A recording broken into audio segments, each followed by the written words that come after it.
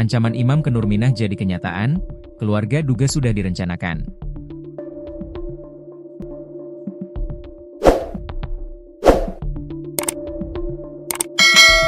Ancaman Imam Hidayat, 29, ke Nurminah, 27, menjadi kenyataan, keluarga korban menduga aksi pembunuhan yang dilakukan pelaku sudah direncanakan. Tak main-main, Imam bahkan mengubur jasad Nurminah dalam sumur dan kemudian dicor menggunakan semen. Hal tersebut dilakukan Imam demi menghilangkan jejak pembunuhan. Nurminah ditemukan tewas mengenaskan dengan cara dicor di perumahan di wilayah Desa Perampuan, Kabupaten Lombok Barat, Jumat, 22 Agustus 2025. Warga perumahan di Desa Perampuan, Kabupaten Lombok Barat, mengungkap keseharian terduga pelaku pembunuhan kekasihnya inisial Im dengan cara dicor di dalam sumur. Desa Perampuan adalah satu di antara desa yang terletak di Kecamatan Labuapi, Kabupaten Lombok Barat, Provinsi Nusa Tenggara Barat, Indonesia. Lokasinya berada tepat di bagian barat Pulau Lombok. Adapun suku mayoritas di Desa Perampuan berasal dari suku Sasak. Dikutip Tribun Lampung, Co.id dari Tribun Lombok. Kakak sepupu korban, Ahmad Ridwan mengungkapkan, korban selama ini kerap menerima perlakuan kasar dari pelaku.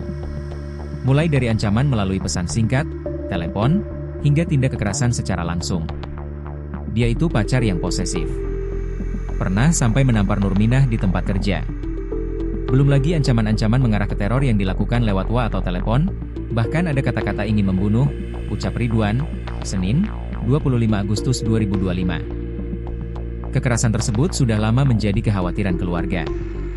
Namun, Nurminah yang masih berhubungan dengan pelaku memilih untuk bertahan. Ridwan menegaskan, ancaman itu kini terbukti yang berakibat pada kematian Nurminah. Kami sering dengar dia diancam akan dibunuh.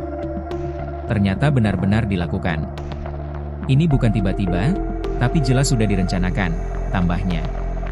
Tak berhenti di situ, pelaku juga diduga sengaja menyusun skenario untuk menghapus jejak kejahatannya. Pada Minggu, 10 Agustus 2025, sore 17.